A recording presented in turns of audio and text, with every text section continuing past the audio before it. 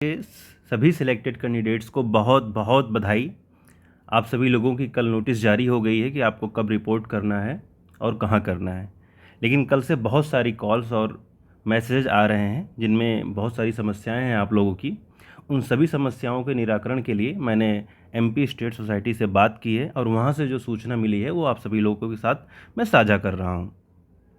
जैसे कि सबसे बड़ा प्रश्न यही है कि हम कब जाएं? क्या कोई लिस्ट जारी होगी जैसे कि अन्य जगह जारी हुई है सब्जेक्ट वाइज या पोस्ट वाइज? तो ऐसा नहीं है। आप 18 से 21 के बीच में कभी भी जा सकते हैं, कोई दिक्कत नहीं है। चाहे आप 18 को जाइए चाहे 21 को जाइए। इस बीच में जैसे किसी को अगर कोई दिक्कत है, कोई एग्ज़ाम है, तो आप अपना एग्ज़ाम देख के 21 को जाइए, क्योंकि नेट के भी एग्ज़ाम शुरू हो रहे हैं। बहुत सारी जगह सेमेस्टर एंड के एग्ज़ाम हैं। तो आप अपनी सुविधा अनुसार 18 से 21 के बीच में कभी भी किसी भी दिन पहुंच सकते हैं। कोई दिक्कत नहीं है, बिल्कुल समस्या नहीं है। आपको अपने संभाग में रिपोर्ट करना है। दूसरा जो मुख्य प्रश्न है कि विद्यालय कब जाना है, तो विद्यालय आपको 26 से 29 के बीच में जाना है। और ये भी कोई डेट फिक्स नहीं है, 26 से लेकर 29 जब भी आपको समय मिले। अगर आपने एक्सटेंशन के लिए अप्लाई कर रखा है, कहीं रिज़ाइन दे रहे हैं, तो अपनी सुविधा अनुसार आप पहुंच सकते हैं। अब प्रश्न ये है, बहुत सारे कैंडिडेट्स ये कह रहे हैं कि हम इतने दिन के बीच में क्या करेंगे, क्योंकि हम बहुत दूर से आ रहे हैं। तो जो लोग दूर से आ रहे हैं उनके लिए मेरा निवेदन भी यही है और उनको मेरी व्यक्तिगत सलाह भी यही है कि आप 18 को मत जाइए, यानी इस डेट को मत जाइए। आप 18 को बिल्कुल भी मत जाइए, क्योंकि 18 से 21 के बीच में दिया गया, तो हो सके आप लास्ट डे 21 को पहुंच जाइए, क्योंकि 21 से 26 के बीच में डिफरेंस थोड़ा कम हो जाएगा। क्योंकि 18 को ही पहुंच जाएंगे तो फिर 26 को काफ़ी लंबा समय होगा, फिर वापस आपको जाना पड़ेगा। तो या तो आप लास्ट में आइए, अगर बहुत दूर है, जिनका 2 दिन 3 दिन का ट्रेवल है, दूसरे कोने से आ रहे हैं, जैसे कुछ लोग जम्मू कश्मीर से भी हैं, बहुत सारे लोग केरल से हैं, ऐसे ही बहुत दूर दूर से आ रहे हैं, तो उनको समस्या होगी। तो उनके लिए मेरा व्यक्तिगत सुझाव ये है कि आप 21 को आइए। और एमपी में बहुत सारी जगह अच्छी जगह हैं, हिस्टोरिकल साइट्स हैं, बहुत सारे टाइगर रिजर्व हैं, वन्य जीव अभ्यारण्य हैं, मतलब बहुत सारी अच्छी अच्छी जगह हैं घूमने के लिए। तो आप चाहें तो 21 को अपना रिपोर्ट करने के बाद 22, 23, 24 और 25 4 दिन आप घूम सकते हैं। कोई होटल वगैरह स्टे कर सकते हैं, बहुत सारी धर्मशालाएं मिलेंगी, आप घूम टहल सकते हैं। अगर दूर से हैं तो बाकी जिनका पास है वो अपना वापस चले जाएं। 18 से लेकर 21 के बीच में कभी भी रिपोर्ट करें और वापस जाएं, और 26 को फिर अपना सामान वामान लेके वापस आएँ। लेकिन अगर आप दूर से हैं तो आप ये कर सकते हैं। अब जैसे जिनको जबलपुर है, जबलपुर में आपको धुआंधार जलप्रपात है, ऐसी बहुत सारी हिस्टोरिकल प्लेसेस हैं।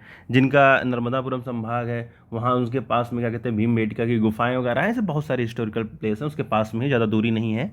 तो आप ऐसी जगह जाके ट्रेवल कर सकते हैं, घूम टहल सकते हैं, देख सकते हैं। ये मेरा व्यक्तिगत सुझाव है, अगर ऐसा करना चाहें तो। अन्यथा आप लोग वापस चले जाइए, घर चले जाइए, और फिर उसके बाद आप घर से होके आइए। 26 तारीख को आप पुनः रिपोर्ट करिए, यानी 26 को आपको आना है स्कूल के लिए। 26 से 29 के बीच में, माफ़ कीजिएगा, 26 से 29 को, 26 को ही नहीं, जब आपको टाइम मिले 26 से 29 के बीच में आप आ सकते हैं। कोई दिक्कत नहीं है, कोई समस्या नहीं है। आप दोबारा जाइए, अपना सामान वगैरह लेके आइए और स्कूल ज्वाइन करिए। लेकिन अगर जो दूर से आ रहे हैं उनके लिए मेरा व्यक्तिगत सलाह था। तीसरा, एक्सटेंशन के लिए कैसे अप्लाई करेंगे। तो एक्सटेंशन के लिए जो मेरी बात हुई, उन्होंने कहा कि पहले तो आपको 18 से 21 के बीच में रिपोर्ट करना ही करना है, इसका कोई विकल्प नहीं है। आप आइए, फिर वहाँ पे आप लेटर दीजिए कि हमें जो भी व्यक्तिगत समस्या अपना कारण बताइए, और वहाँ से आपको एक्सटेंशन के लिए जो लेटर है वो फॉरवर्ड किया जाएगा। आपको 3 लेटर लिखने होंगे। एक तो वहाँ के लिए ही, डिप्टी कमिश्नर सर को ही, जो संभागीय उपायुक्त हैं। दूसरा आप एमपी के लिए लिखेंगे, एमपी स्टेट सोसाइटी कमिश्नर के लिए। और जो थर्ड है, यानी फर्स्ट, तो आप लिखेंगे जहाँ आपका संभाग है वहाँ के लिए। तीसरा भोपाल के लिए।